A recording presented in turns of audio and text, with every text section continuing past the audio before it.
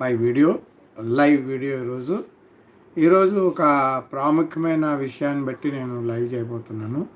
అదేమంటే చాలా తప్పుడు బోధలు ఈ లోకంలో వచ్చాయి. క్రైస్తవ లోకంలో చాలా తప్పుడు బోధలు వచ్చాయి. ఈ తప్పుడు బోధల్ని మరి మనం ఖండించాలి కదా. మనం ఎలా ఖండిస్తాం చెప్పండి. కాబట్టి ఒక క్రిస్టియన్గా యాజ్ ఏ ఒక బానిఫైడ్ క్రిస్టియన్గా యాజ్ ఎ పాస్టర్గా అవన్నీ ఖండించిపోతే ప్రజలు ఏం చేస్తున్నారంటే పదే అబద్ధాలు చెప్పబట్టి అది ఏమవుతుందంటే అది ఒక నిజంగా మారిపోయే అవకాశాలు ఉంటాయి. కాబట్టి it's my duty to condemn the evil in Christianity. ఓకేనా? క్రైస్తత్వంలో ఏదైతే తప్పుందో దాన్ని మనం ఖండించక తప్పదు. కాబట్టి ఈరోజు నేను ఒక వీడియో చూశాను, దాన్ని ఖండిస్తాను. ఫస్ట్ ఆఫ్ ఆల్ ఆ వీడియో మీకు నేను చూపెడతాను, చూడండి. ఆ వీడియో చూడండి. ఆ తర్వాత మీరు నాకు చెప్పండి, దీని మీద మనం విశ్లేషణ చేద్దాం దీని మీద విశ్లేషణ చేసి అసలు ఇందులో ఏం తప్పు ఉందో అది మనం చూద్దాంలేండి. Okay, right?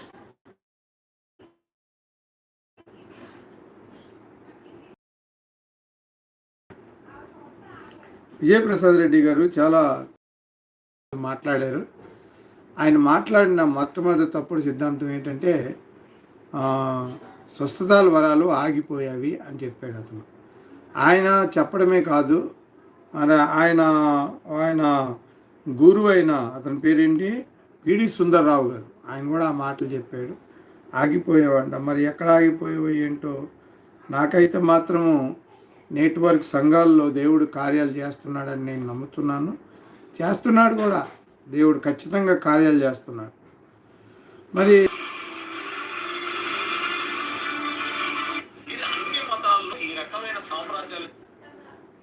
ఇప్పుడు ఆగిపోయావండి ఏంటి అర్థం అండి? ఎలాగ ఆగిపోతావండి? ఆగిపోవడానికి అవకాశం ఎట్లా ఉందో చెప్పండి. మొదటి దుర్బోధ ఏంటంటే సంఘాల్లో దేవుడి కార్యాలు ఆగిపోయావి చెప్పడం దుర్బోధ. దేవుడి కార్యాలు ఆగిపోతే మరి ప్రజలు ఎలా రక్షణ పొందుతారు? ప్రజలు దేవుడి మహిమను చూస్తారు చెప్పండి. కాబట్టి దేవుడి కార్యాలు ఏమీ ఆగలేదు. ఆయన వచ్చే వరకు దేవుడి కార్యాలు నడుస్తూనే ఉంటాయి.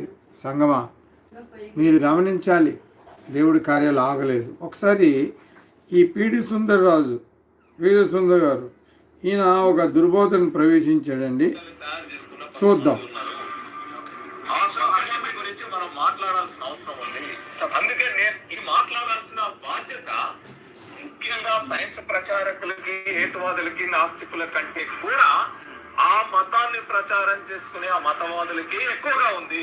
ఆ మతంలో ఉంటే పెద్దలకి ఇంకెక్కువగా ఉంది. ఫాదర్స్ కానీ, మీరు బిషప్స్, ఇంకెవరో రెవరెంట్స్ ఏదో ఉంటాయి కదా, వాళ్ళందరూ మాట్లాడాలి కదా. మీరు మీ మతంలో మోసాలు జరుగుతున్నప్పుడు మీరు ఎందుకు బయటికి రాదు? మీ మీద ఉంది కదా, మీరు రిఫార్మిస్ట్ గా బయట అవ్వాలి కదా. అదే ఇది తప్పు అని ఖండించి ఇగో అక్కడ మోసం జరుగుతూ ఉంది అని చెప్పగలగాలి కదా. ఆ మత పెద్దలు ఎవరైతే ఉన్నారో వాళ్ళు ముందుకు వచ్చి ఇది మోసము, ఇది కాదు బైబిల్లో ఉంది, లేదా ఇది కాదు వేదాల్లో ఉంది, ఇది కాదు పురాణంలో ఉంది అని చెప్పగలగాలి కదా. ఎందుకు మీరు బయటకు వచ్చి మోసాన్ని మోసం అని చెప్పలేకపోతున్నారు? స్వస్థతల పేరుతో జరుగుతున్న మోసాన్ని క్రైస్తవ పెద్దలందరూ ఎందుకు ఖండించడం లేదని నేటి ప్రపంచం క్రైస్తవ్యాన్ని ప్రశ్నిస్తుంది. సమాధానం చెప్పలేక కొందరు క్రైస్తవులు ఉక్కిరి బిక్కిరైపోతున్నారు. మరి వాక్యాన్ని అడ్డం పెట్టుకుని జరిగిస్తున్న ఈ మోసాన్ని బయటపెట్టి క్రైస్తవ్యాన్ని హెచ్చరించిన వాడు ఎవడూ లేడా? క్రైస్తవ బోధకులు జరిగిస్తున్న మోసాలను బట్టబయలు చేసి అటువంటి వారిని బహిరంగంగా సవాలు చేసిన క్రైస్తవ పెద్ద అంటూ ఎవరు మన రాష్ట్రంలో లేరా? ఎందుకు లేరు? ఉన్నారు.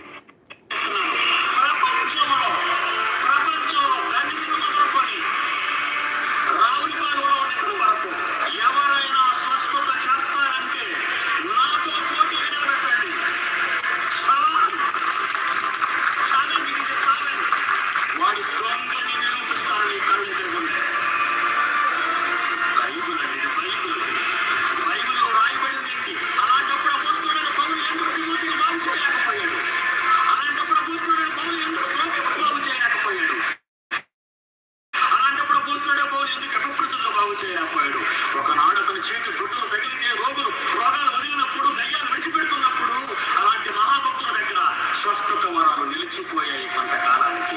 అది మొదటి శతాబ్దంలోనే జరిగిపోయింది. మొదటి శతాబ్ద కాలంలోనే వరాలు ఇవ్వబడ్డాయి.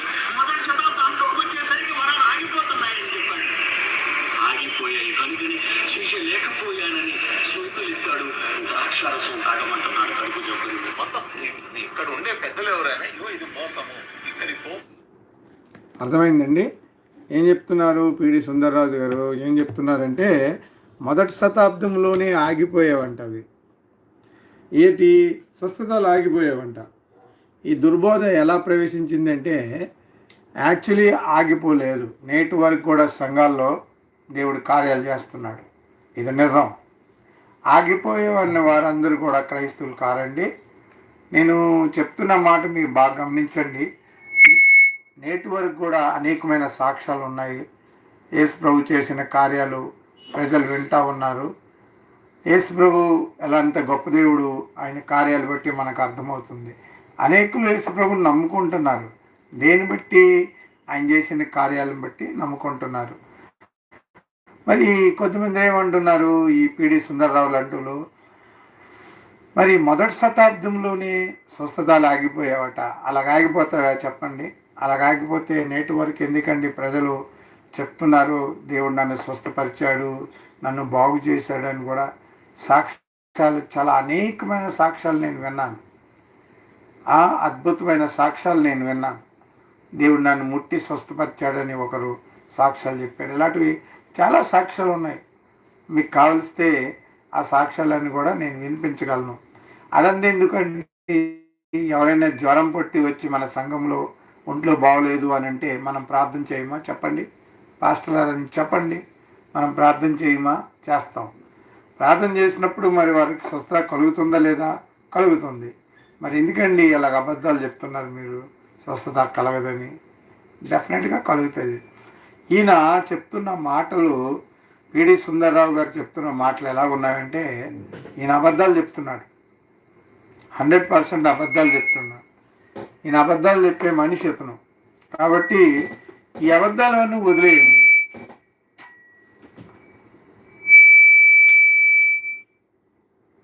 అబద్ధాలు చెప్పే వారిని బట్టి మనం ఎప్పుడు ఆలోచించకూడదు. కానీ బైబిల్ ఏం చెప్తుంది అది మనం చూద్దాం. ఇది మొదట దుర్బోధన నేను ఖండిస్తున్నాను, ఖచ్చితంగా ఖండిస్తున్నాను. ఈరోజు ఎవరైనా మన సంఘంలో ఒంట్లో బాగోలేదని మన దగ్గరికి వస్తే మనం ప్రార్థన చేస్తాము, వాళ్ళు బాగోవడము, సాక్ష్యాలు చెప్పడము జరుగుతూ ఉన్నాయి. అలాగని అన్ని దేవుడు చేసేస్తాడా అనేది లేదు. అది దైవ చిత్తంలో స్వస్థతలు జరుగుతూ ఉంటాయి. దేవుడికున్న లక్షణం ఏంటంటే అని నిర్గమకాండంలోనే ఆయన చెప్పాడు. 15వ అధ్యాయం 20వ వచనంలో చెప్పాడు. ఏమని? నేను స్వస్థపరిచే యెహోవాను నేనే అని చెప్పాడు. సో దేవుడికి ఆ స్వస్థపరిచే లక్షణాలు ఉన్నాయి. ఆయన స్వస్థపరచగలడు. ఈరోజు కూడా ఆయన స్వస్థపరిచే లక్షణాలు దేవుడికి ఉన్నాయని మనం తెలుసుకోవాలి. ఓకేనా? That is the point. Next, మరి ఈ కొత్త నిబంధనలో స్వస్థాలు ఉన్నావే లేదా? ఆనాడు నయమాను కూడా యోర్దాన్ నదిలో 7 మార్లు ములగమని చెప్తే ఆయన ఎప్పుడైతే 7 మార్లు మునుగుతాడో అప్పుడు ఆయన స్వస్థత, కుష్టి నుంచి ఆయనకి స్వస్థత కలుగుతుంది. మరి ఆ కాలంలో కూడా మనం చూడగలుగుతున్నాం. అయితే కొత్త నిబంధనలు చూస్తే అనేకమైన స్వస్థతలు మనం చూస్తాం. కుప్పలు కొలుతు స్వస్థతలు ఉన్నాయి. యేసు ప్రభు ఎక్కడికి వెళ్తే అక్కడే స్వస్థత చేసేవాడు. యేసు ప్రభు ఒకరోజు మరి బెత్సెదా కోనేరు దగ్గరికి వెళ్తే అక్కడ 38 సంవత్సరాల నుంచి పడిన వ్యక్తికి దేవుడు లేచి నువ్వు పోయి కోనేరులో మునుగుమని చెప్పగా ఆయన వెళ్తే ఆయనకి స్వస్థత కలిగింది. మరి యేసు ప్రభు అద్భుతమైన ఆశ్చర్యక్రియలు చేసి చూపెట్టాడు. అంటే పాత నిబంధనలోనే దేవుడు స్వస్థపరుస్తాడా, కొత్త నిబంధనలో దేవుడు స్వస్థపరచడా అంటే ఖచ్చితంగా దేవుడు స్వస్థపరుస్తాడు. కానీ ఇప్పుడు ఈ కాలంలో దేవుడు కార్యాలు చేస్తాడా లేదంటే ఖచ్చితంగా దేవుడు కార్యాలు చేస్తాడు. దేవుడికి మహిమ చూడడానికి దేవుడిచ్చిన హృదయము, ఆ కళ్ళు మనకు ఉండాలి. అది లేనప్పుడు మనం చూడలేమండి. కాబట్టి కొత్త నిబంధనలో కూడా అనేకమైన స్వస్థాలు అపోస్తల కార్యాలు జరిగించారు, అపోస్తల్ని జరిగించారు.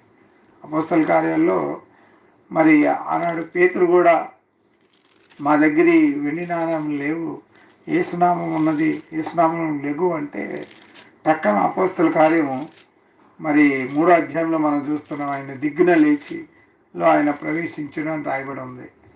సో ఈ విధంగా మరి స్వస్థతలు ఎక్కడ ఆగలేదండి.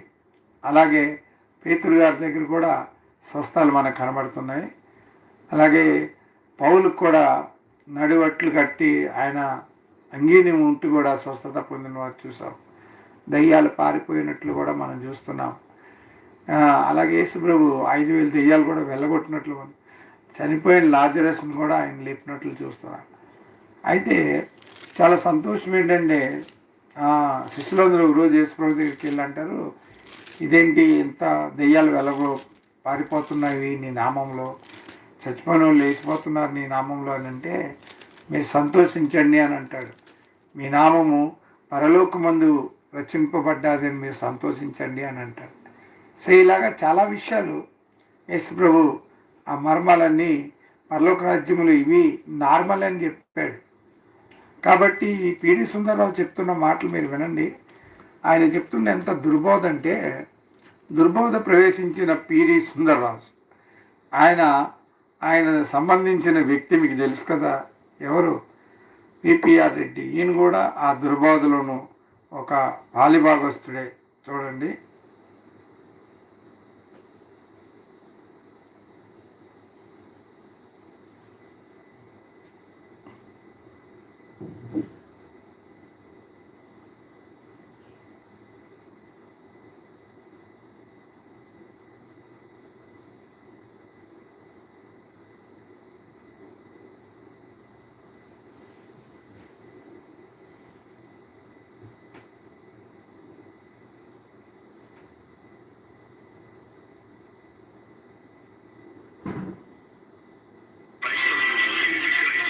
అది మొదటి శతాబ్దంలోనే జరిగిపోయింది. మొదటి శతాబ్ద కాలంలోనే వరాలు ఇవ్వబడ్డాయి. మొదటి శతాబ్దంతో వచ్చేసరికి వరాలు ఆగిపోతున్నాయని చెప్పండి. ఆగిపోయాయి కనుకని చేయలేకపోయానని చేతులు ఇస్తాడు, ద్రాక్షారసం తాగమంటున్నాడు కడుపు జబ్బులు. మొత్తం ఇక్కడ ఉండే పెద్దలు ఎవరైనా ఇగో ఇది మోసము, ఇక్కడికి పోకండి మీరు అని చెప్తే మీ మతంలో ఉన్న భక్తులు కదా బాగు చేయలేకపోయాడు. ఒకనాడు అతని చేతి గుడ్డలు తగిలితే రోగాలు వదిలినప్పుడు, దయ్యాలు విడిచిపెడుతున్నప్పుడు అలాంటి మహాభక్తుల దగ్గర స్వస్థత వరాలు నిలిచిపోయాయి కొంతకాలానికి. అది మొదటి శతాబ్దంలోనే జరిగిపోయింది. మొదటి శతాబ్ద కాలంలోనే వరాలు ఇవ్వబడ్డాయి. మొదటి శతాబ్దంతో వచ్చేసరికి వరాలు ఆగిపోతున్నాయని చెప్పండి. ఆగిపోయాయి కనుకని ఈయనేమంటున్నాడు? మొదటి శతాబ్దంలోనే వరాలు ఇవ్వబడ్డావంట, మొదటి శతాబ్దంలో వరాలు ఆగిపోయేవంట. అలాగేమైనా బైబిల్ చెప్తుందండి మొదటి శతాబ్దంలో వరాలు ఇవ్వబడ్డవి, మొదటి శతాబ్దంలోనే ఆ వరాలు ఆగిపోయేవని బైబిల్ చెప్తుందా? చెప్పట్లేదు. అంటే వీళ్ళు చెప్పేదంతా అబద్ధం. ఇంత పెద్ద సేవకుడు ఈయన అబద్ధాలు చెప్పి ఇంతకాలము ఒక బైబిల్ కాలేజ్ నడిపిస్తూ ఉన్నాడు. ఇంత పెద్ద సేవకుడు అనేక మందిని ట్రైనింగ్ ఇచ్చాడు అంటే ఎంత అబద్ధ బోధ చేస్తున్నాడో చూసుకోండి. ఒకవేళ అవి ఆగలేదు నడుస్తున్నామని చెప్పడానికి ఏంటి ప్రాబ్లం ఏంటి తెలుసా? వీళ్ళకి అవి లేవు, ఆ వరాలు లేవు కాబట్టి. వీళ్ళు లేవు కాబట్టి వీడికి కానీ వీడి కొడుకు కానీ వీళ్ళెవరికి లేవు, వీళ్ళు నమ్మరు కూడా. వీరు ఎవరైనా సంఘంలో ఒంట్లో బాగోలేదని వచ్చినా వీళ్ళు ప్రార్థన చేయరు కాబట్టి వీళ్ళకి ఆ వరాలు లేవు, ఆ విశ్వాసము లేదు. వీళ్ళ వరకు అయితే అవి ఆగిపోయావు. కానీ యేసుక్రీస్తు ఏమన్నాడు తెలుసా? నమ్మి బాప్తిజం పొందిన వారికి ఇవి సూచనలు అయి ఉన్నవి. వారు నా నామములో దయ్యములు వెళ్ళగొట్టెదరు, వారు నా నామంలో దయ్యములు వెళ్ళగొట్టెదరు, ప్రార్థించగా స్వస్థత పొందెదరు అని మార్కు సువార్త 16వ అధ్యాయము 16వ వచనంలో రాయబడి ఉంది. ఓకేనా? అలాగే మరి వాళ్ళు పాములు ఎత్తుపట్టుకుని హాని జరగదని రాయబడి ఉంది. ఇవన్నీ నమ్మి బాప్తిజం పొందిన వారికి సూచక్రియలు.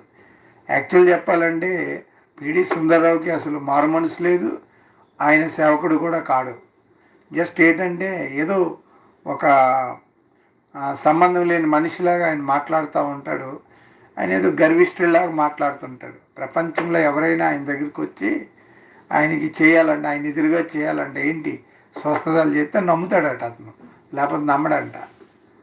స్వస్థతలు ఉన్నావని ఏ క్రైస్తవుడైనా నమ్ముతాడు, ఏ చిన్న క్రైస్తవుడైనా నమ్ముతాడండి స్వస్థతలు ఉన్నావని.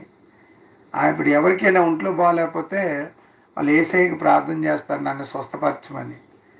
ఆ స్వస్థత వాళ్ళు అయిన తర్వాత సంఘంలో వచ్చే సాక్ష్యం చెప్తారు, దేవుడు నన్ను స్వస్థపరిచాడని. అంత దూరం ఎందుకు వెళ్ళిపోవాలండి? ఇక్కడే దెయ్యాలు వెళ్ళగొట్టడం అంటే సంఘాల్లో చాలామంది వచ్చి దెయ్యాలు బట్టి పీడింపబడిన వారు చాలామంది వచ్చి వారికి స్వస్థతలు కలుగుతున్నాయి. ఎలా కలుగుతున్నాయి, ఎందుకు కలుగుతున్నాయి? ఎందుకంటే వాళ్ళకి తెలుసు దేవుడు విడుదల ఇచ్చాడని, వాళ్ళే సాక్ష్యం చెప్పుకుంటూ ఉంటారు. ఇవన్నీ అడ్వర్టైజ్మెంట్ చేయబట్టి, స్టేజ్ల మీద చేయబట్టి అబద్ధంలాగా అనిపిస్తున్నాయి. కానీ ఎవరి సంఘంలో వాళ్ళు చేసుకుంటే ప్రాబ్లమే లేదు. ఇదేదో 10 మందిలో చేయబట్టి ఇదేదో డూబు అది ఇది అని అనిపిస్తూ ఉంది. కానీ ఆధ్యాత్మిక విషయాలు నేటి ప్రజలకి ఎలా తెలుస్తాయి చెప్పండి? తెలియవు. దానికి తెలియాలంటే ఆధ్యాత్మిక చింతన ఉండాలి మనిషికి. అది లేదు కదా. ఇంకా చూడండి ఏం మాట్లాడుతున్నాడు, ఎంత భయంకరంగా ఆయన మాట్లాడుతున్నాడంటే అసలు క్రైస్తవులాగే మాట్లాడుతున్నాడు.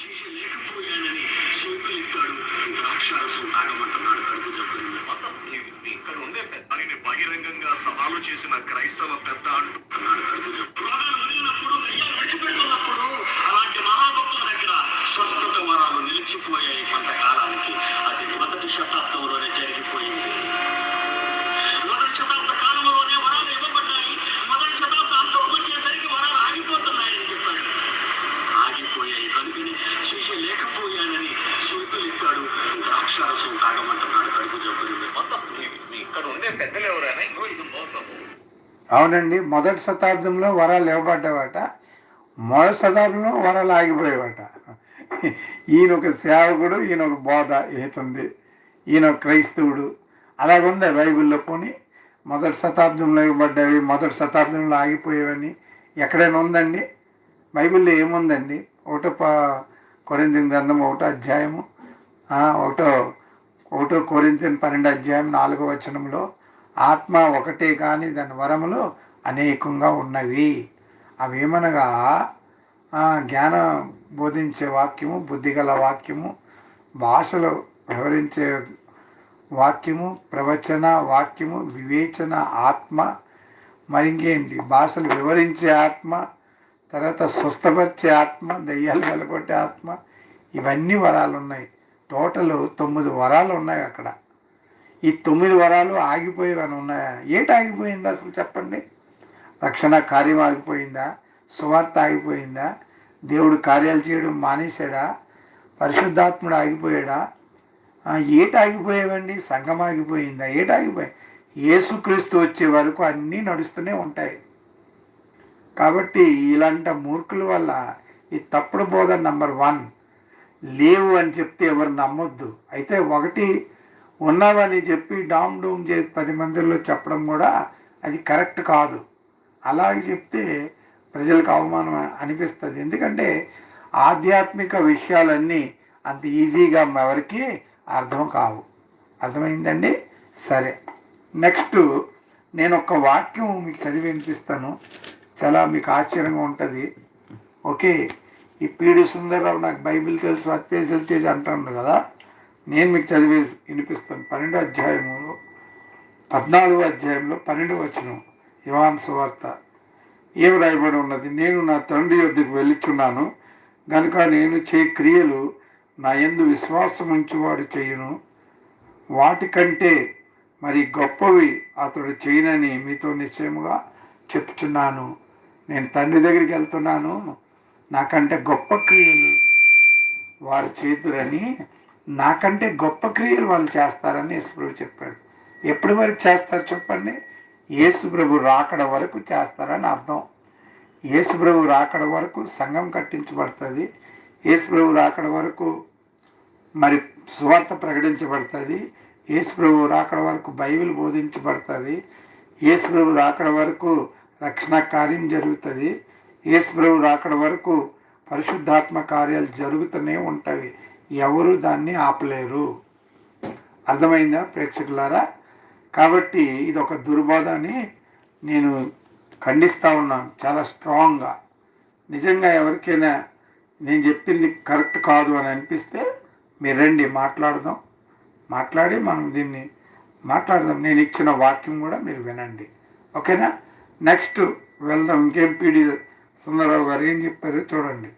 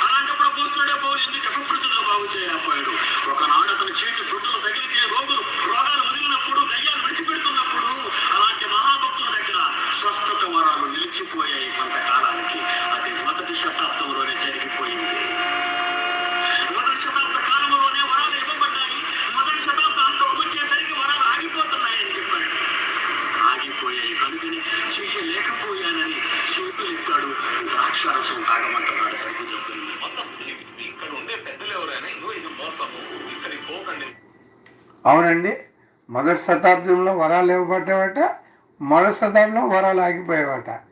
ఏమైనా తలతోక ఉందండి? ఏమైనా బైబిల్లో అలా ఉందా? మొదటి శతాబ్దం ఏంటి? దేవుని శక్తి రోజులతో లిమిటేషన్ అవుతుందా? యేసు ప్రభు రాకడ వరకు కూడా ఈ గొప్ప క్రియలు మీరు చూస్తారని దేవుడు చెప్పాడు. నయందు విశ్వాసం ఉంచేవారు నాకంటే గొప్ప క్రియలు చేస్తారని యేసు ప్రభు చెప్పాడు. కాబట్టి అవి ఆగిపోవడం ఏంటండి? అసలు దేవుడు ఒక వరం ఇచ్చాడు, మీరు వెళ్ళండి, ప్రజలను స్వస్థపరచండి, మీ దెయ్యాలను వెళ్ళగొట్టండి, సువార్తను ప్రకటించండి అని చెప్పాడు. సువార్తలో ఉన్న లక్షణాలే దేవుని రాజ్యంలో ఉన్న లక్షణంలో ఒక లక్షణం ఏంటంటే స్వస్థపరిచే లక్షణం, ఒక లక్షణం ఏంటంటే దెయ్యాలను వెళ్ళగొట్టే లక్షణం, ఒక లక్షణం ఏంటంటే దేవుని రాజ్యంలో మహిమ కనపరిచే లక్షణాలు ఇవి. అసలు వాక్యాన్ని స్థిరపరిచేదే దేవుని ఒక అద్భుత ఆశ్చర్యక్రియలండి. ఈ కాలము యేసుప్రభు రాకడ దగ్గర అయిపోయింది కాబట్టి ఎవరికి కూడా మైండ్ పనిచేయట్లే. తప్పుడు బోధల్లో అందరూ వెళ్ళిపోతున్నారు, చాలా తప్పు. ఈ మధ్యన విపిఆర్ గారు ఈయన చెంచా, ఈయన తలుగు మనిషి, ఆయన ఎన్ని అబద్ధాలు చెప్పాడు, ఎన్ని రాంగ్ విషయాలు చెప్పాడు. అవన్నీ కూడా ఊరుకో డిస్కస్ చేద్దామండి. ప్రేక్షకులారా మీరు గమనించండి. మొదట మీకు అబద్ధం చెప్పాను కదా, మీ మతంలో ఉన్న భక్తులు కదా. ఇప్పుడు అక్కడ వేరే నాస్తికులు, హేతువాదులు లేదా సైన్స్ వాదులు కాదు కదా. మీ మతాన్ని నమ్మే భక్తులే అక్కడ కాలి కింద దూరిపోతారు. దాదాపు 30 సంవత్సరాలుగా ఆయన చేస్తున్న హెచ్చరికలను ఈ క్రైస్తవ బోధకులు పట్టించు. మీరు ఆశ్చర్యపోతారు వాళ్ళు చెప్పే మాటలు వింటే. పోలీస్ ఆయన ఇరికియడానికి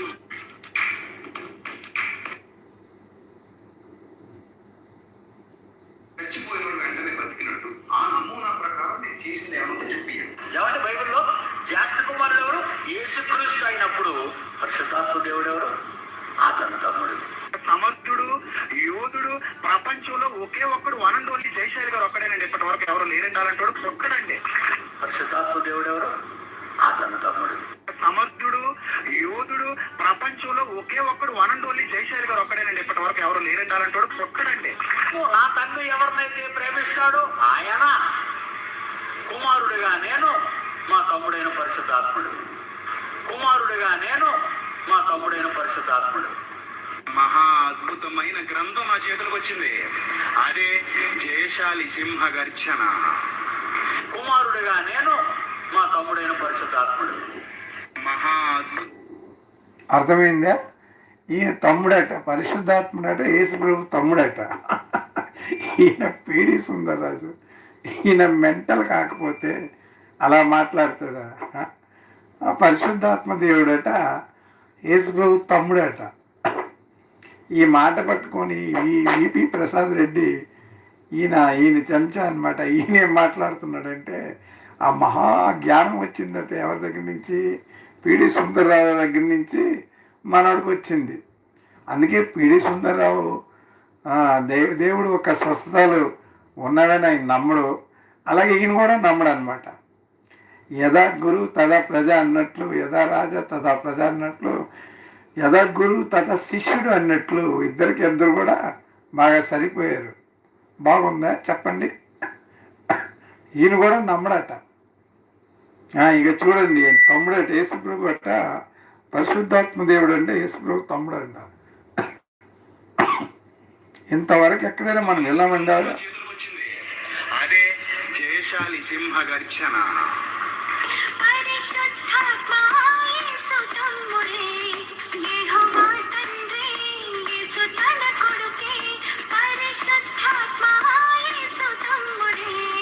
సర్పబీజమున బిడ్డలాగు పుట్టును, దాని ఫలం ఎగురు సర్పం అని మొన్నటిదాకా తల్లి సర్పం ముసలు కొట్టింది.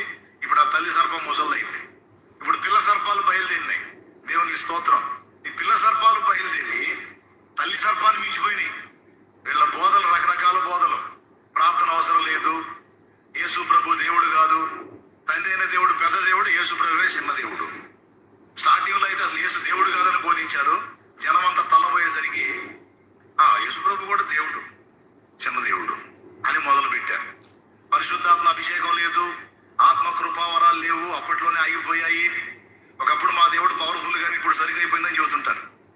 ఇలా దిక్కుమాలిన బోధలు. పౌలు శరీరంలో ఉన్న ముళ్ళు వ్యభిచార పాపమని, 666 ముద్ర దేవుని ముద్ర అని, యేసుక్రీస్తు రెండవ రాకడ అయిపోయిందని, ఇప్పుడు జరుగుతుంది 1000 ఏళ్ల పాలమని, విగ్రహార్పితం తినొచ్చు ప్రాబ్లమే లేదని, ఇక ఎన్ని రకాల బోధలు, విష బోధలు అని అన్ని బోధలు తల్లి సర్పం చేసింది. ఇప్పుడు పిల్ల సర్పాల లైన్లోకి వచ్చినాయి. వీళ్ళందరి పని ఒకటే, వీడు వెళ్ళి సువార్త చెప్పి 4 ఆత్మలు రక్షించి 4. తల్లి సర్పం ఎవరు తెలుసా మీకు? పిడి సుందరరాజు. అని పిల్ల సర్పం ఎవరు తెలుసా? పిపి ప్రసాద్ రెడ్డి. వీళ్ళేమో ఇద్దరు కూడా సైతాన్లే. ఎలాగంటే అదేదో ప్రసాదాలు తినవచ్చని బోధించాడు, ఈడు తినవచ్చని బోధిస్తున్నాడు. నెక్స్ట్ ఆయన ఏమన్నాడు? యేసుప్రభు దేవుడు కాదట, ఈయన కూడా దేవుడు కాదు. నా ఎదురుగా మీరు ప్రపంచంలో ఎవరైనా నా ఎదురుగా వచ్చి అద్భుతాలు చేయమని పిడి సుందరరావు అన్నాడు. ఈయన కూడా అంటున్నాడు నా ఎదురుగా చేయండి. అలాంటిది వీళ్ళు బోధ. ఈ బోధను అనుసరించి లక్షల కొద్ది ప్రజలు యూట్యూబ్లో జై కొడుతున్నారు. జై శ్రీరామ్ అనమంటే జై శ్రీరామ్ అని అంటాడట. ఇంకేమి బైబిల్లోను నిర్గమకాండ 23వ అధ్యాయము మరి 14వ వచనంలో ఏముంది తెలుసా? అన్ని దేవతల పేర్లు మీరు ఉచ్చరించకూడదు అని ఉన్నది. అలాగే విగ్రహాల జోలికి మీరు వెళ్ళొద్దు అని ఉన్నది. అంత క్లియర్గా ఉన్నప్పుడు మనం ఎలాగ తప్పిదం చేస్తాం చెప్పండి? మీరే చెప్పండి. కొన్ని ఇలాంటివన్నీ బోధలు చెప్పి యేసుప్రభు దేవుడు కాదని అనడము, మళ్ళీ ఏమో చాలా రకరకాల. అదే అక్కడ సాలెం రాజు గారు చెప్తున్నారు, వీళ్ళు బోధలు చూడండి, ఈ తల్లి సర్పము పిల్ల సర్పం అన్నమాట. సర్పం అని ఎవరికండి పేరు పెడతారు? సైతానికి పెడతారు. అంటే ఈ తల్లి సర్పం అనేది పిడి సుందరరావు, పిల్ల సర్పం అనేది వీళ్ళందరూ బయలుదేరి మొత్తం క్రైస్తవ సంఘాన్ని అన్నిటికీ పాడు చేస్తూ ఉన్నారనమాట. అది ఎంత తప్పుడు బోధలు వీళ్ళందరూ రప్పిస్తున్నారంటే మరి ఏం అడగలేము, చెప్పలేము. ఈరోజు కేఆర్ టీవీలోనూ అడిగారనమాట, రాముడు దేవుడా కృష్ణుడి దేవుడా, రాముడు దేవుడా యేసు దేవుడా అని అడిగారు. అడిగితే దానికి ఆన్సర్ ఏం చెప్పాడు అతను? మీకు మీ ప్రకారంగా రాముడు దేవుడు, మా ప్రకారంగా యేసు దేవుడు అన్నాడు. అంటే దాని అర్థం ఏంటి? దేవుడు ఎవరు ఏది నమ్మితే అదే దేవుడు అని అర్థం. కానీ నిజానికి అదే నా కరెక్ట్, అది కరెక్ట్ కాదు. కరెక్ట్ ఏంటంటే ప్రపంచానికి దేవుడు ఒక్కడు. ఆ ఒక్క దేవుడు ఎవరు అని మనం తెలుసుకోవాలండి అని చెప్పాలి. ఆ ఒక దేవుడు ఎవరు? ఆయన పరిశుద్ధుడు, ఆయన పాపుల్లో చేరక ప్రత్యక్షంగా ఉన్నవాడు, అవతార పురుషుడు. ఆయన యేసుక్రీస్తు మన పాపాల నిమిత్తం చనిపోయాడు, ఆయనలో పాప క్షమాపణ ఉన్నది. ఆయనే మన కోసం చనిపోయి పునరుత్థానమై పొందాడు, మళ్ళా రాబోతున్న దేవుడై ఉన్నాడు. అట్టి దేవుని యందు విశ్వాసం వస్తే మీకు నిత్య జీవం కలుగుతుందండి. కాబట్టి దేవుడు ఒక్కడేనండి. యావత్ మానవ జాతికి, మానవ సృష్టికి, మానవ కోటికి దేవుడు ఒక్కడే అని చెప్పాలి. ఓకే, అది మీరు అట్లా నమ్ముతున్నారు, మేము ఇలా నమ్ముతున్నాం. కానీ దేవుడు మాత్రం ఒక్కడే. In fact only names are different అని చెప్పాలా. అండ్ ఆ ఒక్క దేవుడు ఎవరని ఎక్స్ప్లెనేషన్ ఇవ్వాలి. అది సువార్త అంటే. మంచి అవకాశం, సువార్త చెప్పుకున్న అవకాశం విడిచిపెట్టి సైతాను బోధ చెప్పినట్లు ఎవరేది నమ్ముకుంటే అదే దేవుడు అట, ఎవరేది నమ్ముకుంటే దేవుడు ఎలాగైపోతారండి. మానవులు తెలియక అజ్ఞానం చేత నమ్ముకుంటారు. అట్లా నమ్ముకున్నంత మాత్రం అయిపోతారా? మరి అలాంటప్పుడు గ్రంథాలు ఎందుకు? ఈ గ్రంథాలు చదవడం ఎందుకు? మరి ఇవన్నీ చదివి జ్ఞానం ఎందుకు సంపాదించుకోవాలి? చెప్పండి విజయప్రసాద్ రెడ్డి గారు. మీ explanation is not correct. Okay, anyhow ఇలాంటివి చాలా తప్పుడు బోర్లు ఉన్నాయండి. ఇంకా చూద్దాం రండి, చాలా ఇంట్రెస్టింగ్ ఉంటాయి. మీకు నేను కూర్చోబెట్టాను. ఇచ్చేటువంటిది ఏముండదు. ఆల్రెడీ ఆ మత పెద్దలు ఎవరైతున్నారో వాళ్ళు ఉంటాయి కదా, వాళ్ళందరూ మాట్లాడుతున్నారు. మరి వాక్యాన్ని అడ్డం పెట్టి జరిగిస్తున్న ఈ మోసాన్ని బయటపెట్టి క్రైస్తవ్యాన్ని హెచ్చరించిన వాడు ఎవడు లేడా? క్రైస్తవ బోధకులు జరిగిస్తున్న మోసాలను బట్టబయలు చేసి అటువంటి వారిని బహిరంగంగా సవాలు చేసిన క్రైస్తవ పెద్ద అంటూ ఎవరు మన రాష్ట్రంలో లేరా? ఎందుకు లేరు? ఉన్నారు.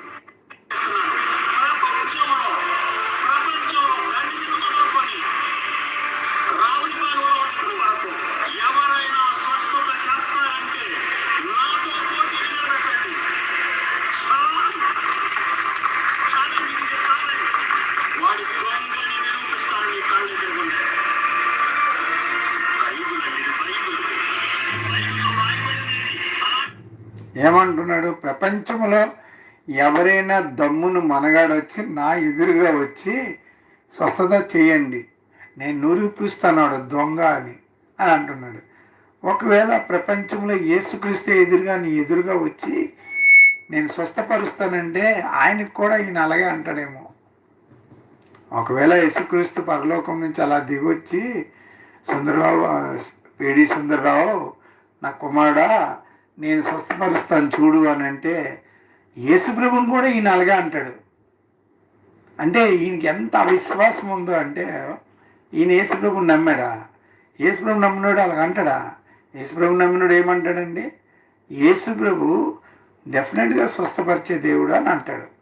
ఆయన చేయగలుగుతాడు, ఎలాగైనా చేస్తాడు. మనం ప్రార్థన చేస్తే చేస్తాడనే సంగతి ప్రతి క్రైస్తవుడు చెప్తాడు. మీరు యాకోబు గ్రంథంలో ఉంది కదా, మీరు నూనె రాసి ఏలియాలాగా ఆసక్తి గల ప్రార్థన చేస్తే రోగిని స్వస్థపరచును అని రాయబడి ఉంది.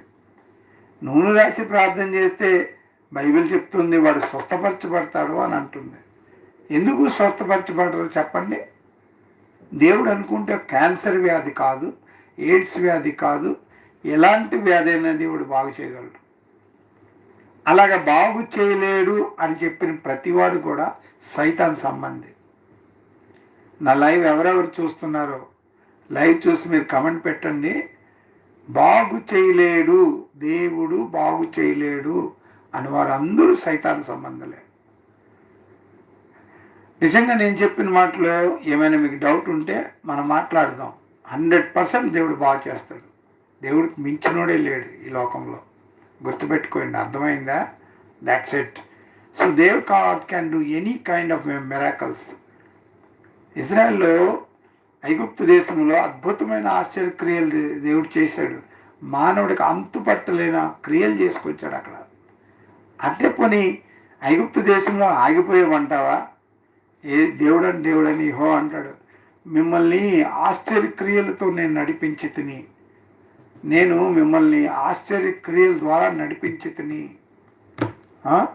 దేవుడికి అంత శక్తి ఉందండి. మీరేం బైబిల్ చదువుతారు చెప్పండి? దేవుడి కార్యాలు ఆగిపోతావా? ఎవడరా మీకు చెప్పాడు? అలాగ ఆగిపోతామని ఏదైనా విశ్వాసి అంటాడా? ఏ సేవకుడైనా అంటాడా? మొదటి శతాబ్దంలో ఆగిపోయావట. ఆగిపోయావి అని అంటే నువ్వు సైతాన్ గాడు అనమాట.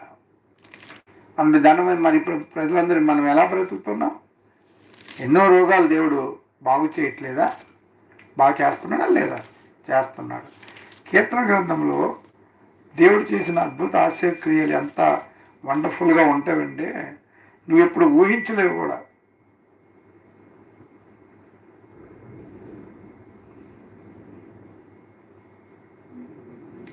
106 కీర్తన, యెహోవా దయాళుడు, ఆయనకి కృతజ్ఞతాస్తుతులు చెల్లించుడి, ఆయన కృప నిరంతరం ఉండును. యెహోవా పరాక్రమ కార్యాలు ఎవడు వర్ణింపగలడు?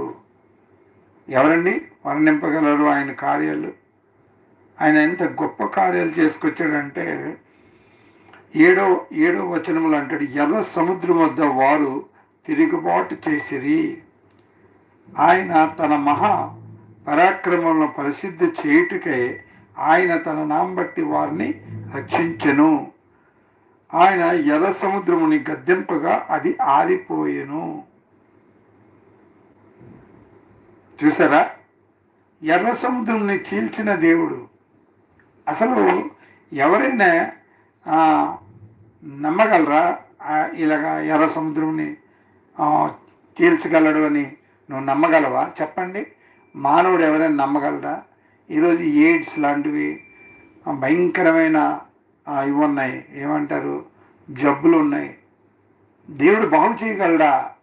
నేను ఛాలెంజ్ చేస్తున్నాను, దేవుడా నువ్వు రా, నా ఎదురుగా వచ్చి బాగు చేయన్నట్టుగా వీడు సుందరరావు మాట్లాడు. అదే మాట విపి రెడ్డి కూడా, నా ఎదురుగా ఓటు చేయండి అప్పుడు నేను నమ్ముతాను. అమ్మతేజ విషయంలో అలాగే మాట్లాడాడు. అంటే ఈ బీజము పాప బీజం ఇది. దేవుడికి నువ్వు ఛాలెంజ్ చేస్తావా? నీలాంటి వాళ్ళు అప్పుడు చెప్పారనమాట మత్తయి సువార్త 12వ అధ్యాయంలో, మా ఎదురుగా వచ్చి మా కోసమని అద్భుత సూచక్రియ చెయ్యము అని అన్నాడు.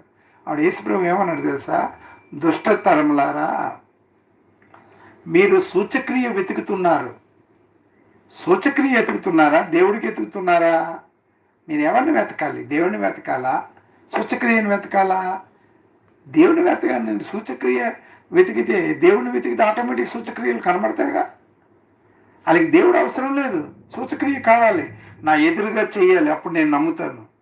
అంటే నీ ఎదురుగా చేస్తే నువ్వు నమ్ముతావు, లేకపోతే నువ్వు నమ్మవు. అందుకే యేసుప్రభు చెప్పాడు, చూచి నమ్మిన వారి కంటే చూడక నమ్మిన వారు ధన్యులు. ఓకే, అర్థమైందండి? లైవ్ చూస్తున్న ప్రజలారా మీరు బాగా గమనించండి. చూసి నమ్మిన వారి కంటే చూడక నమ్మిన వారు ధన్యుడు. ఓకే, అలాంటి సందర్భాలు చాలా ఉన్నాయి. 106వ కీర్తన 31వ వచనం, 21వ వచనం, ఐగుప్తులో గొప్ప కార్యములు, హోమదేశంలో ఆశ్చర్య కార్యములు, ఎర్ర సముద్రము వద్ద భయం పుట్టించిన క్రియలు చేసి తమ రక్షకుడైన దేవుణ్ణి మర్చిపోయి. అంత గొప్ప కార్యాలు దేవుడు చేశాడు. అంటే ఇది చేశాడు, దాంతో ఆగిపోయాడు అనుకున్నావా? కొత్త నిబంధన వచ్చినప్పుడు అక్కడ సముద్రం చీల్చాడు, ఇక్కడ సముద్రం మీద నడిచి చూపెట్టాడు. ప్రజలు ఆశ్చర్యపోయారు. దేవుడు ఏ కాలమందైనా ఆశ్చర్యక్రియలు చేయగలడని మీరు నమ్మండి. నమ్మకపోతే మీ జీవితంలో ఏ సూచక్రియలు మీరు చూడలేడమే కాదు, మీరు కుక్క చావు చేస్తారు చివరికి. దేవుడిని అలాగ అవమానపరచకూడదు, పరిశుద్ధాత్మ దేవుడిని అవమానపరచకూడదు. ఎందుకంటే యేసు అంటాడు, నేను దేవుని ఆత్మతో దెయ్యాలని వెళ్ళగొట్టుచున్నాను, మీరు నన్ను అవమానపరచకండి, మీకు క్షమాపణ దొరకదు అని అంటాడు. ఒకసారి వినండి.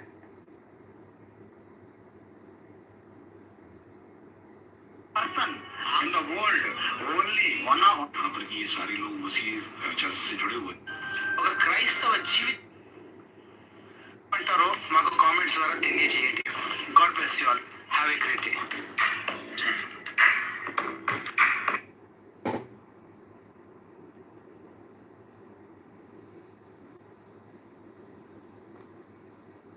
మీరు ఏ ప్రశ్న అడిగినా చక్కని సమాధానం చెప్పగలిగే సమర్థుడు, యోధుడు ప్రపంచంలో ఒకే ఒక్కడు వన్ అండ్ ఓన్లీ జయశాలి గారు ఒక్కడేనండి. ఇప్పటి వరకు ఎవరు లేరంటారంటాడు ఒక్కడండి.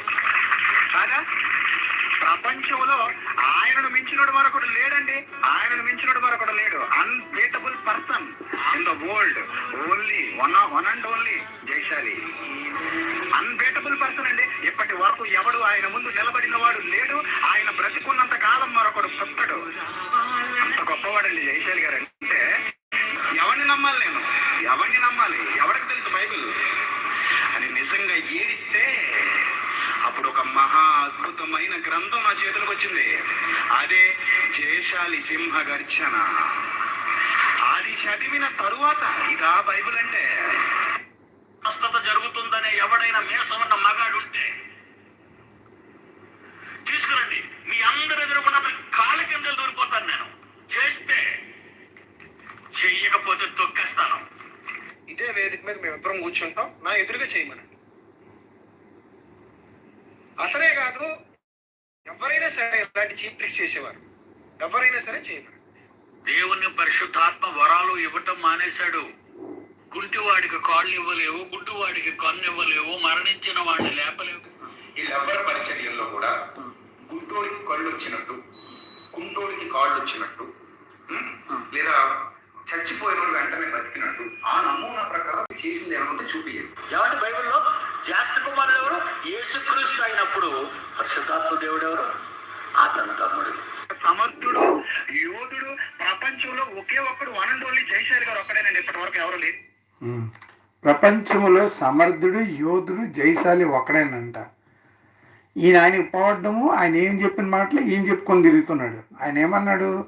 ఎవరికైనా దమ్ము ధైర్యం ఉంటే నా ఎదురుగా వచ్చి స్వస్థతలు చెయ్యండి అని అంటున్నాడు. ఆయన ఎదురుగా వచ్చి స్వస్థతలు చేయాలా, అప్పుడు కాక ఆయన నమ్మడట. ఇలాంటి వాళ్ళు ఆ రోజు యేసుక్రీస్తు ఎదురుగా కూడా వచ్చి అవి మాట్లాడారు. ఏమన్నారు తెలుసా?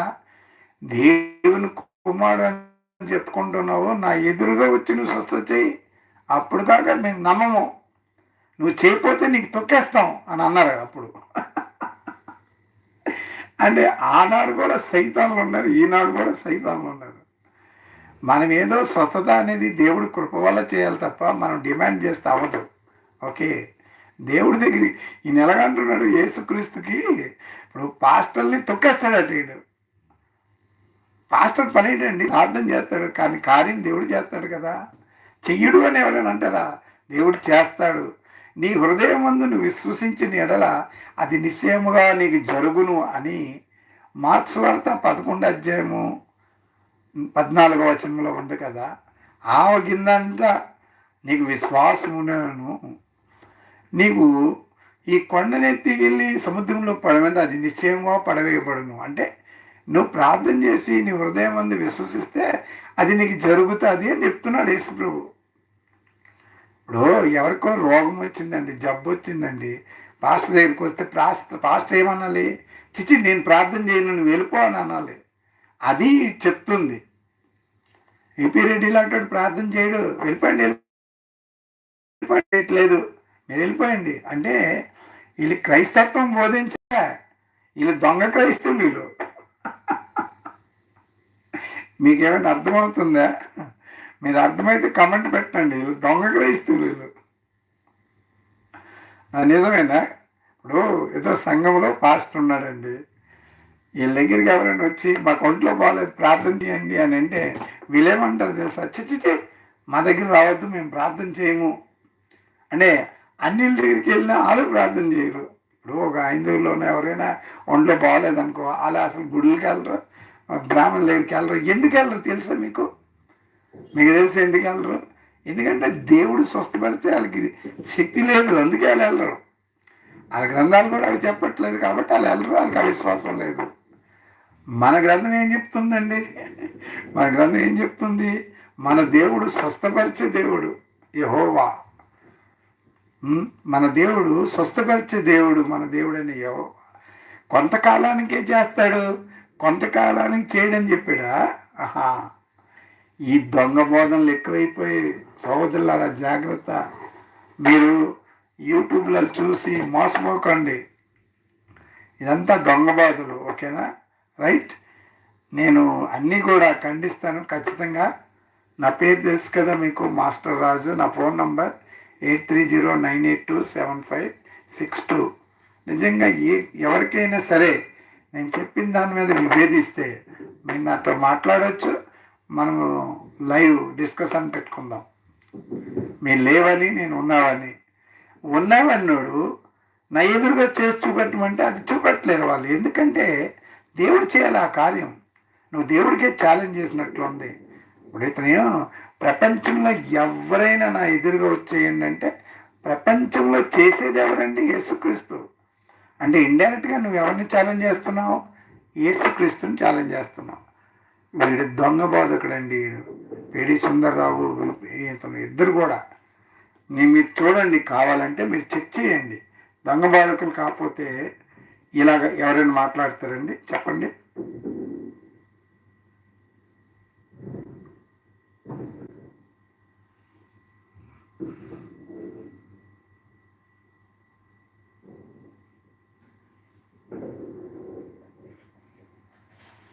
సో సహోదరులారా, అదండి, మీరు వీళ్ళు ఇప్పుడు ఈ లోకంలో జరుగుతున్న దొంగ బాధల్లో మీరు ఉచ్చులో పడిపోకండి. పడిపోయి మీ జీవితాలు నాశనం చేసుకోకండి. The one and only person అంట. ఎవరు మీకు అర్థమైంది కదా? ఇప్పటి వరకు ఎవడు ఆయన ముందు నిలబడిన వాడు లేడు. ఆయన బ్రతికున్నంత కాలం మరొకడు పుట్టడు. అంత గొప్పవాడండి జయశాలి గారు. అంటే ఎవరిని నమ్మాలి, నేను ఎవరిని నమ్మాలి, ఎవరికి తెలుసు బైబిల్ అని నిజంగా ఏడిస్తే అప్పుడు ఒక మహా అద్భుతమైన గ్రంథం నా చేతులకు వచ్చింది. అదే జయశాలి సింహ గర్జన. అది చదివిన తరువాత ఇదా బైబిల్ అంటే? స్వస్థత జరుగుతుందనే ఎవడైనా మేసమన్న మగాడుంటే తీసుకురండి. మీ అందరు ఎదురుకున్న కాళ్ళ కిందలు దూరిపోతాను నేను. చేస్తే చెయ్యకపోతే తొక్కేస్తాను. ఇదే వేదిక మీద మేమిద్దరం కూర్చుంటాం, నా ఎదురుగా చేయమని. అసలే కాదు, ఎవరైనా సరే ఇలాంటి చీప్ ట్రిక్స్ చేసేవారు, ఎవరైనా సరే చేయమని. దేవుని పరిశుద్ధాత్మ వరాలు ఇవ్వటం మానేశాడు. కుంటివాడికి కాళ్ళు ఇవ్వలేవు, గుడ్డువాడికి కన్ను ఇవ్వలేవు, మరణించిన వాడిని లేపలేవు. వీళ్ళెవ్వరి పరిచర్యల్లో కూడా గుడ్డోడికి కళ్ళు వచ్చినట్టు, కుంటోడికి కాళ్ళు వచ్చినట్టు, లేదా చచ్చిపోయిన వెంటనే బతికినట్టు ఆ నమూనా ప్రకారం మీరు చేసింది ఏమంటే చూపియండి. ఏమంటే బైబిల్లో జ్యేష్ఠ కుమారుడు ఎవరు?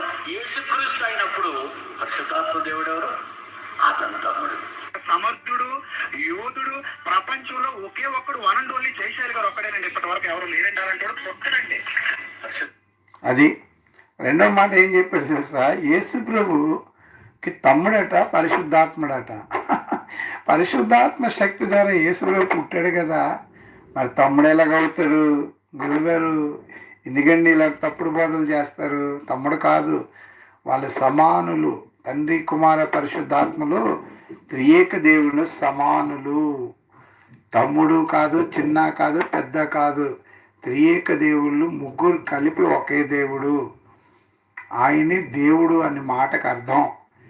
దేవుడు అంటే ఒక్కడు కాదు, అన్న ముగ్గురు అంశాలు ఉన్నాయి. మనిషిలో ఎలాగైతే 3 అంశాలు ఉంటావో దేవుళ్ళు కూడా 3 అంశాలు ఉన్నాయి.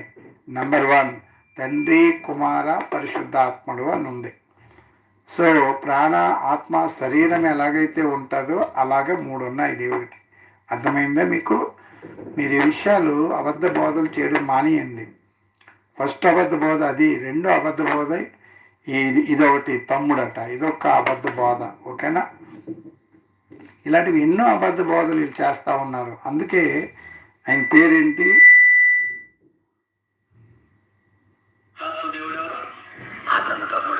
సమర్థుడు, ప్రపంచంలో ఒకే ఒక్కడు వనలి జయశాలి గారు ఒక్కడేనండి. ఇప్పటి వరకు ఎవరు లేరండి అలాంటాడు. ఒక్కడండి. నా తండ్రి ఎవరినైతే ప్రేమిస్తాడో ఆయన, కుమారుడిగా నేను, మా తమ్ముడైన పరిశుద్ధాత్ముడు. కుమారుడిగా నేను, మా తమ్ముడైన పరిశుద్ధాత్ముడు. మహా అద్భుతమైన గ్రంథం నా చేతులకు వచ్చింది. అదే జయశాలి సింహ గర్జన. కుమారుడిగా నేను, మా తమ్ముడైన పరిశుద్ధాత్ముడు. మహా అద్భుతమైన గ్రంథం నా చేతులకు వచ్చింది. అదే జయశాలి సింహ గర్జన.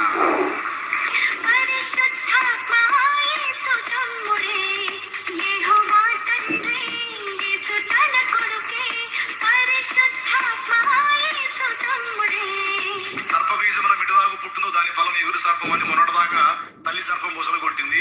ఇప్పుడు ఆ తల్లి సర్పం ముసలైంది. ఇప్పుడు పిల్ల సర్పాలు బయలుదేరినాయి. దేవుని స్తోత్రం. ఈ పిల్ల సర్పాలు బయలుదేరి తల్లి సర్పాన్ని మించిపోయినాయి. వీళ్ళ బోధలు రకరకాల బోధలు. ప్రార్థన అవసరం లేదు, యేసు ప్రభు దేవుడు కాదు, తండ్రి అయిన దేవుడు పెద్ద దేవుడు, యేసు ప్రభువే చిన్న దేవుడు. స్టార్టింగ్ లో అయితే అసలు యేసు దేవుడు కాదని బోధించారు.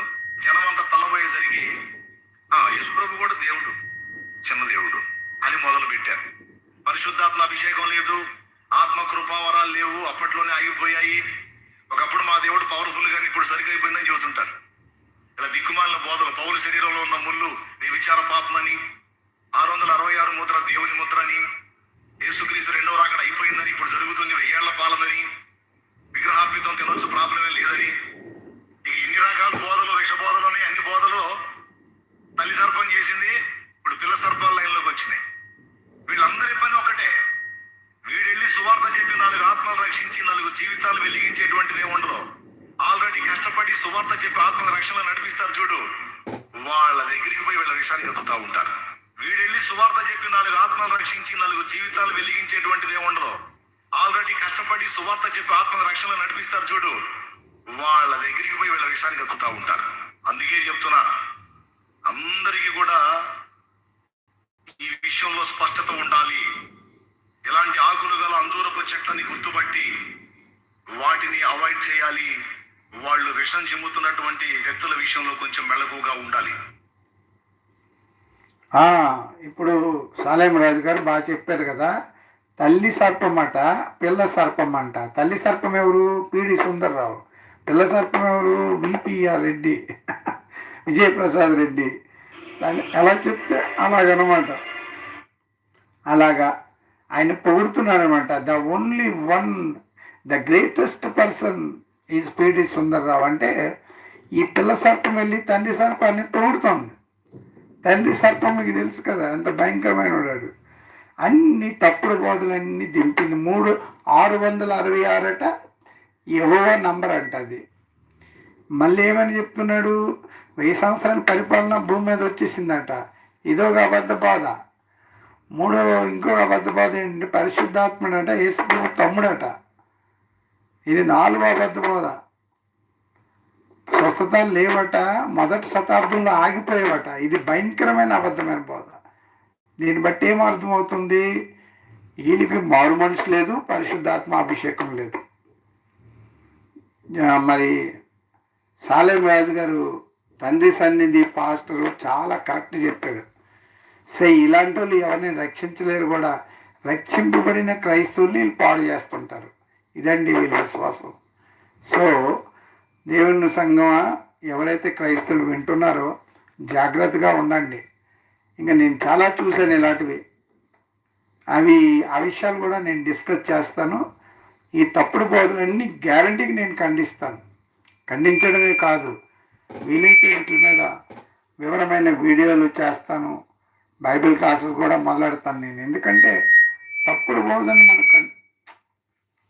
బోధన ఖండించకపోతే సమాజానికి క్రైస్తవ సమాజానికి చాలా నష్టం రాబోతుంది. ఓకే, నెక్స్ట్ మనోడు చాలా చక్కని మాటలు చెప్పారు విపి రెడ్డి గారు. ఇంటర్వ్యూలో, కేఆర్ గారి ఇంటర్వ్యూలో వెళ్ళి ఎంత వండర్ఫుల్ మాటలు చెప్పాడు. ఒకసారి అవి కూడా మనం విందామండి. ఎంత బాగుంటుంది చూడండి.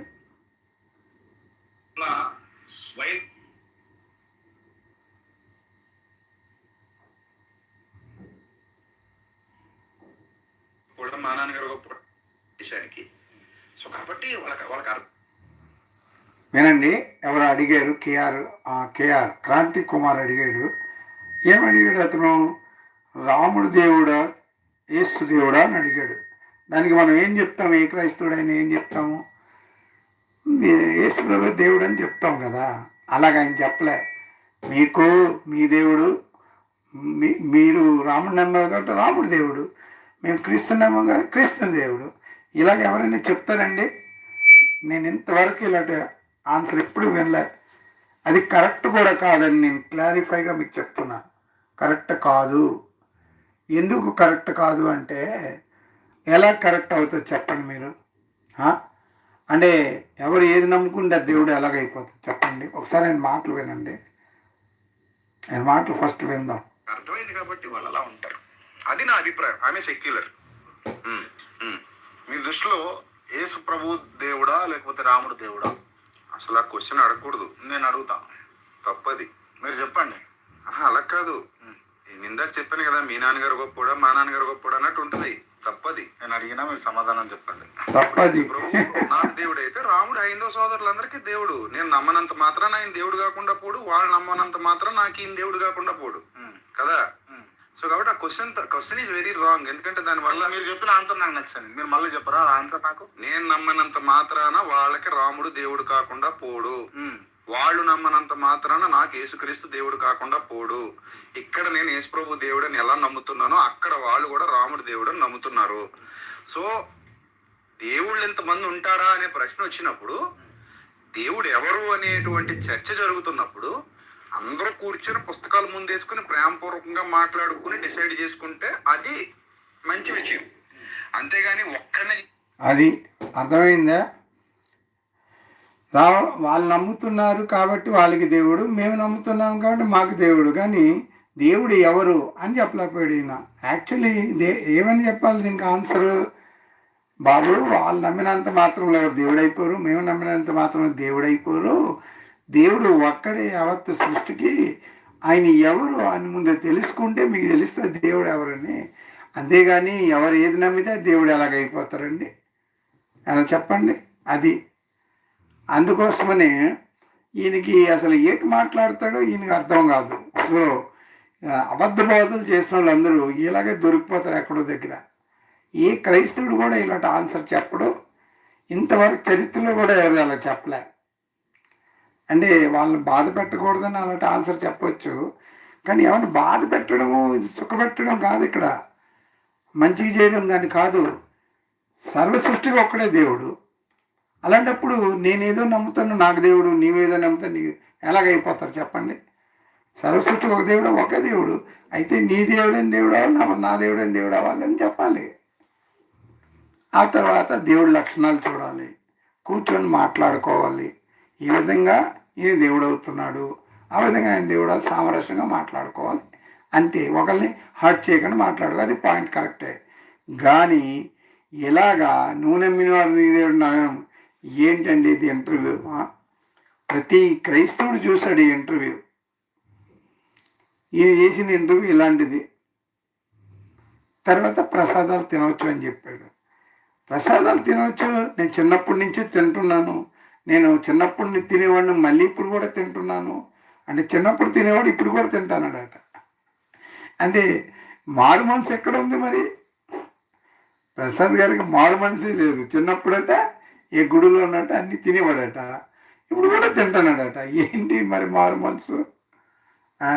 దేనికి యేసుప్రభువుని నమ్మాలి? అసలు బైబిల్ ఎందుకు చదవాలి? బైబిల్ వాక్యాలు ఏం చెప్తున్నాయి? ఒకసారి నేను చూసారా? బైబిల్ తిరిగేసి చూసారా? 1 కొరింథీయుల గ్రంథము 10వ అధ్యాయము చదివారా మీరు? 20వ వచనము, అన్ని జనులు అర్పించినవన్నీ దెయ్యాల కొరకే అని ఉంది. దెయ్యములను దేవుని పాత్రలోను మీరు పాలిభాగస్తులు అవ్వద్దు అని చెప్తుంది బైబిల్. మరి అలాంటప్పుడు ఎలాగండి పాలిభాగస్తులు అవుతారు చెప్పండి? ఓకేనా? నీలాంటి వాళ్ళే కొద్దిమంది ఉంటారు. మరి వాళ్ళు చివరికి క్రైస్తవులు కాకుండా, హిందువులు కాకుండా మధ్యలో ఉండిపోతారు చివరికి వాళ్ళు. అంటే ఇట్లా స్వర్గం వెళ్ళరు, నరకం వెళ్ళరు, మధ్యలో దేవుడు వాళ్ళ కోసమని ఓ కొత్త ప్లేస్ సృష్టిస్తాడు నీలాంటి వాళ్ళకి. నరకం కంటే వర్స్ట్ ఉండదు ఆ ప్లేస్ అనమాట. అది అలాంటి ప్లేస్లో. ఎందుకంటే మీరు ఏం చేస్తున్నారంటే మీ అబద్ధాల ద్వారా సత్యాన్ని మూసేస్తున్నారు. ఓకే, కాబట్టి విజయప్రసాద్ రెడ్డికి చాలామంది ఫాలోవర్స్ ఉండి ఆయన చెప్పిన మాటలు, అబద్ధ మాటలు విని ఫాలో అవుతున్నారు. ఫాలో అయిన వాళ్ళందరూ ఎలాగలుగుతుంది? నరకంలో ప్లేస్ ఖాళీ లేదు ఎక్కడ. అందుకే దేవుడు మీకోసం స్పెషల్ ప్లేస్ నిర్మిస్తున్నాడులే అండి. మొన్నటి నుంచి దేవుడు స్టార్ట్ చేశాడు నియమించడం. అయితే క్రైస్తవుడై ఉండాలి, లేక అన్యుడై ఉండాలి. కానీ క్రైస్తవుడివి కాక, అన్యుడి కాక ఓ కొత్త వర్గం స్టార్ట్ అయ్యింది. అది విపిఆర్ వర్గం, విజయప్రసాద్ రెడ్డి వర్గం.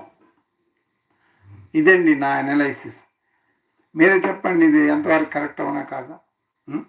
సరే, అన్యులు ఉన్నారు, వాళ్ళు అన్యులు. సరే, వాళ్ళు చెప్పుకుంటారు మేము అన్యులు, మేము అని. మాకు అవసరం లేదు, మాకు విశ్వాసం లేదని చెప్పుకుంటారు. వాళ్ళు కరెక్టే, ఏదో ఒక మార్గం ఎంచుకున్నారు. క్రైస్తవులు కొద్దిమంది మాలాటోళ్ళు ఉన్నాం, మేము యేసుప్రభు కావాలా, యేసుప్రభు మార్గంలో వెళ్తాం. కానీ ఈ మధ్యవర్తిలో ఉన్నారు కొద్దిమంది, విపిఆర్ రెడ్డి లాంటి వారు. వీళ్ళు ఏ దానికి చెందినవారు మీరే చెప్పండి? నాకు డౌట్, వీళ్ళు దేనికి చెందినవారు అని. వీళ్ళు దేనికి చెందినవారు కారు. వీరికి లాస్ట్ రిజల్ట్ ఎలాగుంటుందో మనం ఏమీ చెప్పలేము కూడా. ఓకేనా? సో ఇదండి నేను అర్థం చేసుకున్న విషయం ఏంటంటే, ఇంకా చాలా విషయాలు నేను మాట్లాడాడు. ఇవన్నీ కూడా ఏం బాలే, మాట్లాడిన మాటలు ఒక్కడు కూడా బాగలే. ఇది చూడండి కావాలంటే.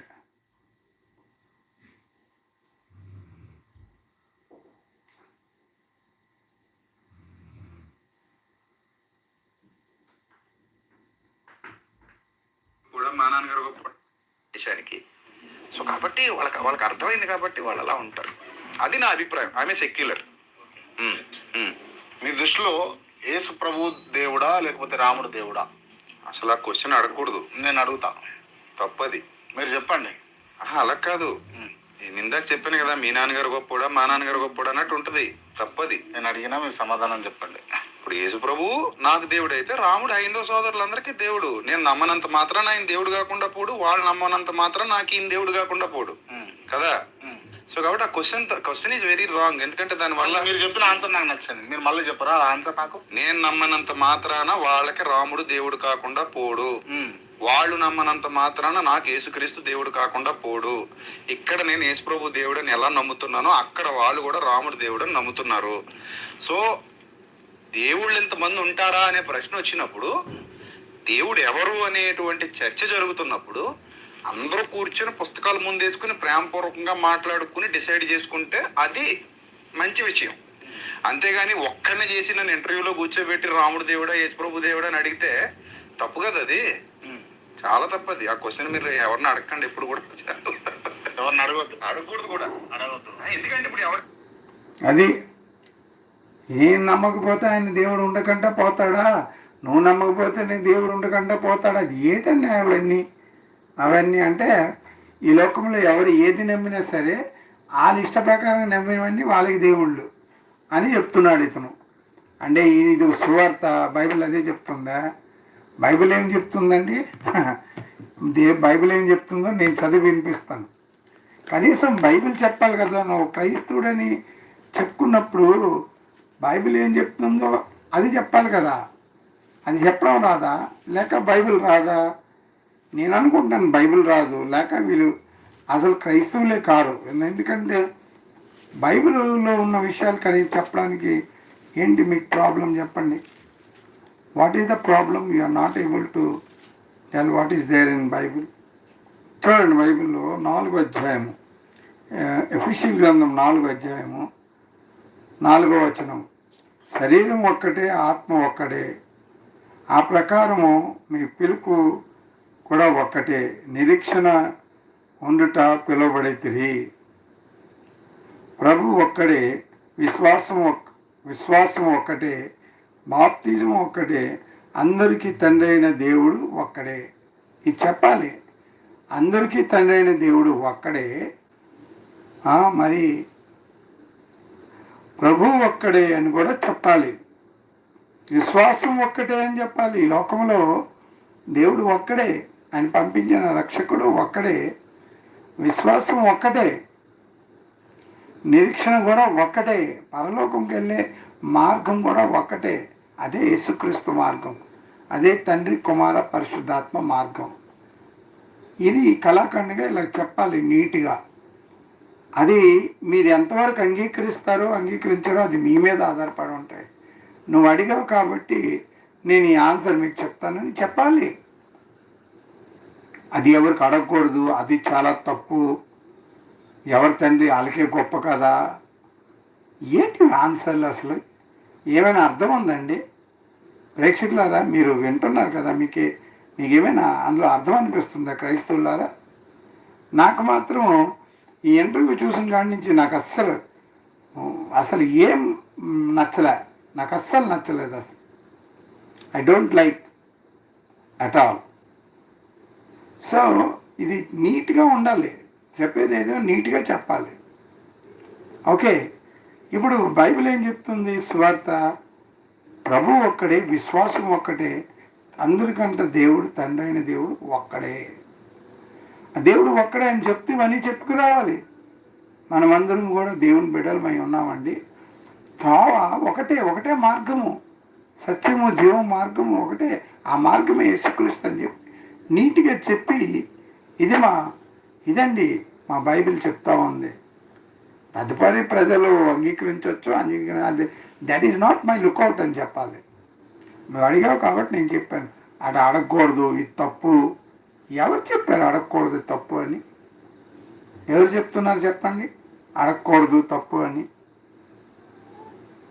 క్వశ్చన్ ఎవరైనా అడగవచ్చు, ఆన్సర్ చెప్పడంలో ఉండాలి జ్ఞానం, ఎలా చెప్పాలనేది.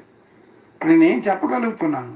నాకు ఆ క్వశ్చన్ అడిగితే నేను వండర్ఫుల్గా చెప్పేవాడిను, కానీ దేవుడు మాకు అవకాశం ఇవ్వలే.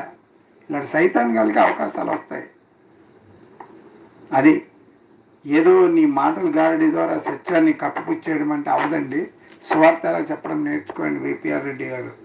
మీకు సువార్త చెప్పడం కూడా రాదు. మరి మీరు సేవకులు అంటారు, అదంటారు, ఇదంటారు.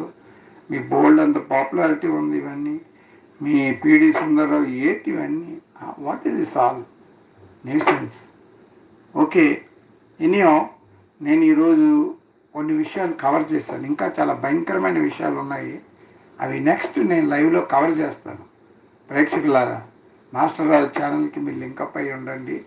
డైలీ 9 o'clock నుంచి నేను లైవ్ చేస్తుంటాను. ఒకరోజు బైబిల్ క్లాస్ కూడా పెడతానండి, అవి కూడా మీరు చక్కగా వినండి. సో ఇది ఈరోజు లైవ్ అండి.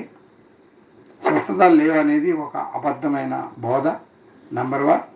రెండోది, పరిశుద్ధాత్ముడట యేసుప్రభు తమ్ముడట ఆయన చెప్తున్నాడు, అదొక రెండో అబద్ధ బోధ. మూడో అబద్ధ బోధ ఏంటంటే యేసుప్రభు రాకడ ఇదేంటారు, కరుణాకర్ సుగుణ చెప్పినట్టు యేసుప్రభు రాకడ అయిపోయింది, ఎక్స్పైర్ అయిపోయిందట. ఇవన్నీ అబద్ధ బోధలు కదా. 1000 year పరిపాలన నడుస్తుందట, అదొక అబద్ధ బోధ. క్రైస్తత్వంలో వచ్చినన్ని అబద్ధ బోధలు ఎక్కడా రావు. ఎందుకు తెలుసా? సైతానికి టార్గెట్ క్రైస్తత్వమే.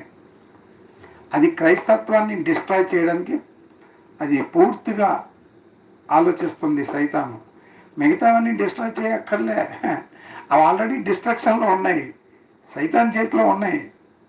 ఓకే, నరకయాతనలో ఉన్న వారికి నరకం రుచి చూపెట్టక్కర్లే. నరకం మీలో ఉన్న వాళ్ళకి నరకానికి వెళ్ళిపోతారు ఎలాగైనా. వారు విశాల మార్గంలో ప్రవేశించి నడుస్తున్నారు. వాళ్ళని బట్టి సైతానికి ఏం ప్రాబ్లం? సైతాన్ కేవలం దేవుని బిడ్డలనే శోధిస్తుంది. ఆనాడు యోగుని శోధించడానికి వెళ్ళింది, నీతిమంతుడైన యోగుని శోధించడానికి వెళ్ళింది. సో ఈరోజు సైతాన్ అందరినీ శోధిస్తుంది అనే సంగతి కూడా మనం తెలుసుకోవాలి. ఓకే, ఈ అబద్ధ బోధలన్నీ కూడా చాలా మంచి మాట పేతురు గ్రంథంలో ఉంది. అది మీకు చదివి వినిపిస్తాను చూడండి. వండర్ఫుల్ వచనం. ఓకే, అబద్ధ బోధలు ఎందుకు ఇంతగా వచ్చేవంటే యుగ సమాప్తి దగ్గర పడుతుందని అబద్ధ బోధలు కూడా విపరీతంగా పెరిగిపోయాయి. మీకు ఒక మాట బైబిల్లో చదివి వినిపిస్తాను చూడండి. 1 పేతురు గ్రంథం తెలుగు, ఒక్క నిమిషం. Okay, right.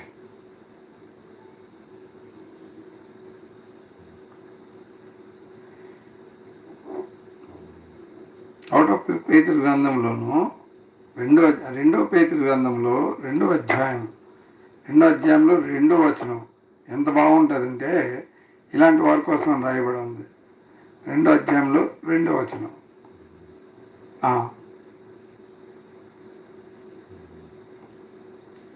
మరియు అబద్ధ ప్రవక్తలు ప్రజలలో ఉండిరి,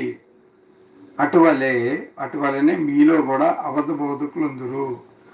మీరు తమను కొనిన ప్రభువును కూడా విసర్జించుచు తమకు తామే శీఘ్రముగా నాశనము కలుగు చేసుకున్నాను. వారట యేసు ప్రభువుని విసర్జిస్తారంట, శీఘ్రంగా నాశనం తెచ్చుకుంటారట. రహస్యముగా బోధించుదురు. మరి అనేకులు వారి పోకిరి చేష్టలను అనుసరించి నడుతురు. వీరిని బట్టి సత్య మార్గము దూషింపబడును.